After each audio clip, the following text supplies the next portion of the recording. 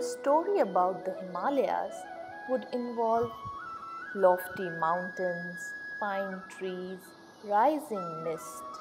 Alas, mine is a gruesome tale, one of people, cities, and unplanned development. Yes, the stage is still the Himalayas.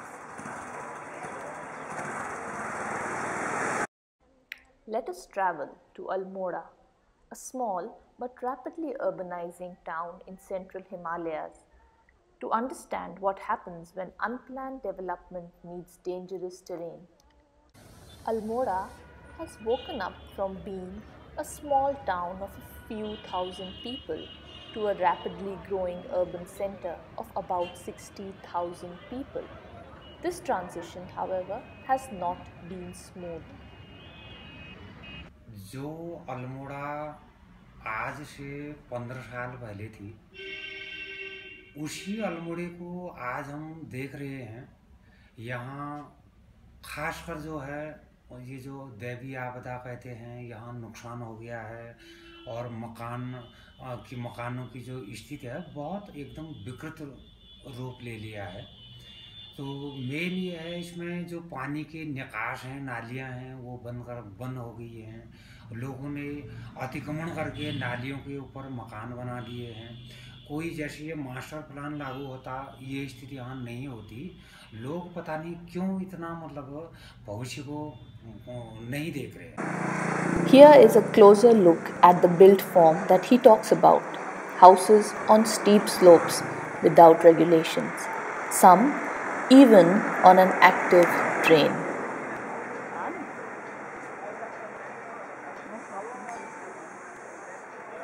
All this was agricultural land which you see below me, and this has been sold off and houses have been allowed to be built recklessly. You see the density of building, you see the safety measures. None of these houses have a motorable access.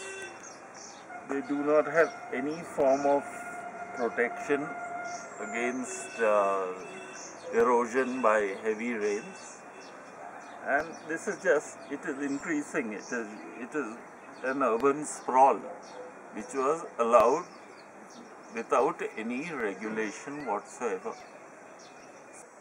तो उसका आगे और construction हो तो तब वो drainage क्या होगा, और क्योंकि ड्रेनेज कोई नहीं है, किसी का फोकस नहीं। जो मकान नया बना भी रहा है और जो म्यूनिसिपल बोर्ड है उसका कोई फोकस नहीं है कि ड्रेनेज कहाँ जाएगा, इतना पानी निकलेगा और वाटर शॉर्टेज है यहाँ पर, तो क्या होगा वो किसी ने अभी तक सोचा नहीं। Rain is like a litmus test, exposing the consequences of ignored drains and encroachments.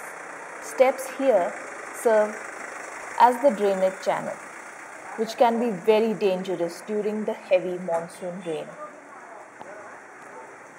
अब तो भरी भरी है वो चारों ओर बटी घिर वो सब मकान लग गई, कहीं देखी ना थी। हम मकान अब नहीं छोड़ सुरक्षित पैदिया ज्यादा होने पे चारों ओर खुली है और जथा चौथ है मल्ला लागू ले हुए अब जथा मुख दिख जा वहाँ मकान मकान दिखेगी बस यही। अगर यहाँ हर 2 महीने के बाद भी हर 2 महीने के बाद आदमी आए तो एक नई जगह पे पहाड़ कटा हुआ दिखता है और अगले 2 महीने में उसमें मकान बचा ही नहीं है। ऊपर वाले मकान भी कमजोर होते हैं, पता नहीं क्या होता है, पहाड़ अंदर से खोखले हो रहे हैं। पहाड़ चोर कहते हैं इसको। Urban development requires flat land, which is hard to come by in the mountains. Sites are thus severely modified, often without consideration to micro or macro impacts. This also significantly increases the cost of development in the mountains.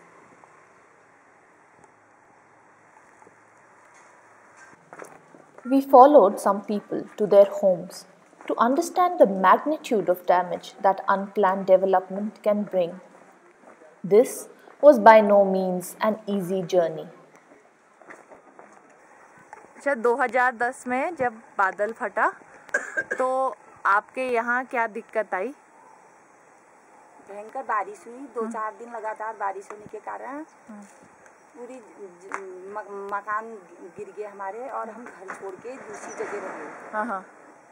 मतलब पड़ोस में रहे हम 15-20 दिन तक और लोगों ने घर छोड़ दिए थे।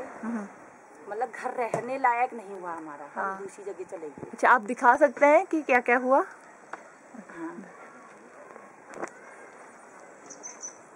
ऐसे घर हो गए थे हमारे। तो बारिश कहाँ से हुई, पानी कहाँ से आया? पानी पूरा PWD ऊपर से पानी आके पूरे घर ध्वस्त हो गए और अभी भी ये पानी की कोई व्यवस्था नहीं की गई है। अच्छा, नाले नहीं बनने हैं ना PWD में, उसी के कारण हुआ। और फिर आपने नया मकान बनाया ना, तो इसमें आपने क्या अलग किया कि आगे ऐसा ना हो? इसमें हमने चारों ओर से कॉलम दिए और लोहे की पूरी जाल बिछाई। लोहे की जाल बिछाने के बाद पूरे मतलब ठेकेदार जी ने हमको जैसे बताया वैसे चारों ओर से नाले बना के मकान लगाया। अच्छा, और अब उसके बाद कुछ हुआ 2010 के बाद? 2010 के बाद हमने तो अपना मकान बना दिया था। 2012 में फिर हमारे ऊपर की जो दीवार थी वो पूरी टूट के हमारी छत में आ गई थी। और पूरे जितने हमारी खिड़की, जाले, नाले सब बंद हो गए थे 2 महीने तक। फिर हमको वैसे ही फिर रहना पड़ा। As Almora busies itself to build its urban future, a few voices of concern and a few words of advice remain. मेरा मैसेज जो भी नए मकान यहाँ बनाना चाह रहा है उसके लिए ये है कि ज़मीन जितनी भी आपने ली है उसमें अगर कोई रेगुलेटरी बॉडी ऐसी नहीं है कि जो आपको कह रही है कि आप इतना छोड़ो इतना छोड़ो, आप खुद अपनी स्वेच्छा से कुछ एरिया छोड़ के ही चलो। क्योंकि जब दूसरा मकान बनाएगा तो आपकी हवा पानी भी रुकेगी उससे और ख़तरे भी बढ़ेंगे।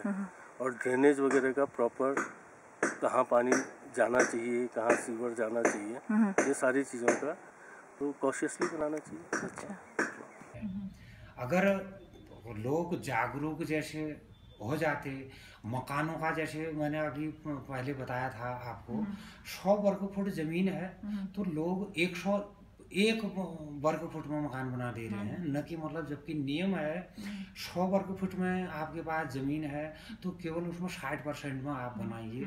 थोड़ा बरंडा आएगा, खुला बाहर एक कुर्सी रख करके जाड़ों में धूप भी सेकेंगे तो वो जगह रहेगी आपके पास। लेकिन लोग पता नहीं क्यों ऐसा स्थिति हो गई है। लेकिन इसमें जागरूक होने की ज़रूरत है, लोगों को जागरूक करना पड़ेगा।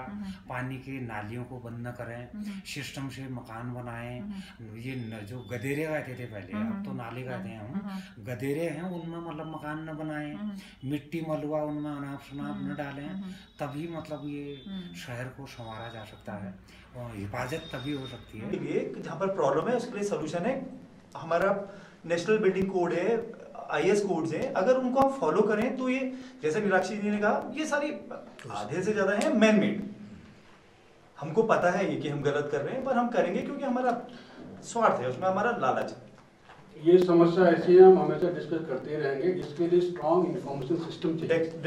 जैसा कि अभी उपाध्याय जी ने कहा कि ब्रिटिश पीरियड में उनका जियोलॉजिकल मैप था, उस समय सबसे पहले उन्होंने ऐसा मैप बनाया कि ये अच्छी जमीन है बुरी जमीन है। तो हम तो करते नहीं, वो आज भी नहीं है हमारे पास। तो सबसे पहले नीड है हमारे पास जियोलॉजिकल मैप की कि कौन सा सुटेबल साइट है। इन्फॉर्मेशन है तो इन्फॉर्मेशन डेवलप करना पड़ेगा। यहाँ पर भी तो मांग भी नहीं रहे हैं ना। मेरा प्रश्न यह है जो मैं आपसे पूछ रहा था कि भाई आपने 150 लोगों से बात करी, किसी ने ये नहीं कहा कि भाई मैंने कहाँ घर बना दिया, ये तो किसी को चिंता ही नहीं है ना।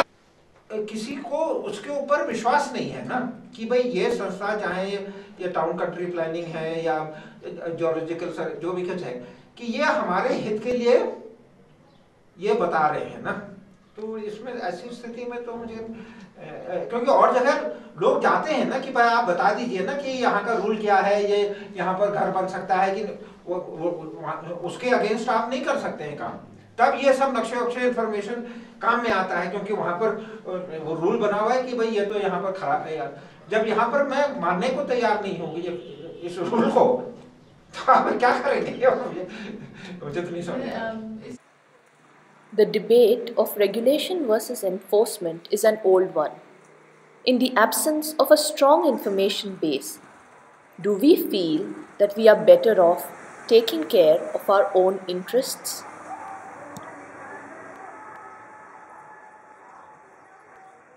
आती है, मतलब उसको जब नक्शा पास होने जा रहा है, कम से कम एक नज़र तो भेज तो दे अपने आदमी को, किसी को, क्या देखिए यार कहाँ पर बन रहा है मकान, ऐसा तो कर ही सकती हो, लेकिन आज तक नहीं हुआ। इसलिए हमें राजनीतिक और प्रशासन और जो वैज्ञानिक हैं, जो ज्ञान के सृजन करते हैं, उनको सबको मिलकर के एक प्लेटफॉर्म पर आना चाहिए और वो लोग नई नीतियाँ तैयार करें। और जो एक आजकल एक नया समीकरण सामने आ रहा है कि जितनी भी योजनाएं बननी चाहिए, जो विशेष रूप से जो नगरीकरण की योजनाएं हैं, वो को प्रोडक्शन के मोड में बने, को डिजाइन में बने और को इम्प्लीमेंटेशन हो। यानी कि एक तरफ जो है नीति नियंता हो, दूसरी तरफ जो है आम जनता हो और तीसरी तरफ जो है वैज्ञानिक हैं, जो ज्ञान के रचयिता हैं, उन सबको मिला करके ये तीनों स्टेज पर मिलकर के योजना बने, मिलकर के योजनाओं का क्रियान्वयन होना चाहिए। कम हो रहा है तो हम उसमें लंबी चर्चाओं को ले आते हैं कि नहीं यार, लोगों का मॉरल ऐसा होना चाहिए, लोग आइडियलिस्टिक होना चाहिए, गवर्नमेंट को ये करना चाहिए, इसको ये करना चाहिए, लेकिन ये सब लॉन्ग टर्म प्लानिंग हो जाती है। इमीडिएटली क्या करना चाहिए? अभी आपको उन चीजों के ऊपर ज्यादा स्ट्रेस करेंगे तभी शायद अथॉरिटी सुनेंगे, नहीं तो it is falling on def years. Some residents, in the meantime, have taken constructive steps to address this. पानी जो उसका प्रॉपर इंतजाम हो, उसको रास्ता मिल जाए, कहीं पानी अच्छी तरह निकल जाए। नहीं, अगर उसको रास्ता नहीं देंगे तो कहीं ना कहीं उसने तोड़फोड़ करनी है। पानी ने अपना रास्ता खुद बनाना है जी। इसलिए हम उसको ये है कि आपस में सामंजस्य बैठा करके रास्ता बनाए। 2-2 फुट की जगह में देनी पड़ी तो उसमें क्या दिक्कत है? तो करके एक रास्ता उसका प्रॉपर बन जाए तो पानी आगे निकल जाए। Mr. Tiwari and his neighbors have built a drain in their area and maintain it regularly. इसलिए आपस में हमने ये तय किया कि कोई ना कोई संगठन बनाया जाना चाहिए जिससे कि यहाँ का विकास अच्छी तरह से हो सके। तो इसलिए जो संगठन बनाया गया उसका नामकरण हुआ क्षेत्रीय विकास समिति ब्राइटन कॉर्नर अल्मोड़ा। अच्छा। तो इस समिति के माध्यम से ही हम अब म्यूनिसिपल बोर्ड के जो प्रेसिडेंट्स उस समय के थे और बाद में जो आए उनसे संपर्क करते रहे कि सफाई की व्यवस्था होनी चाहिए और नालियाँ बननी चाहिए ड्रेनेज के लिए, और सड़क जो कच्ची पड़ी हुई है वो पक्की सीमेंटेड बन जानी चाहिए, साथ ही साथ लाइट तो और लाइट की अच्छी व्यवस्था की जानी चाहिए। तो इन तमाम चीज़ों को ध्यान में रखते हुए यहाँ पे धीरे धीरे लाइट की भी व्यवस्था होने लगी, सड़क भी पक्की बन गई और रेलिंग्स भी लग गई। तो इस तरह से निरंतर विकास होता रहा। अच्छा। काम हो जा रहा है, लेकिन जितनी तेज़ी के साथ काम पहले होता था जबकि हमारा वो संगठन बना हुआ था, उतनी तेज़ी के साथ तो नहीं हो पा रहा है। The city has arrived to the mountain, although rapidly and without much planning. To make it function into the future is an uphill task, one that requires efforts, both big and small, private and public, local and global.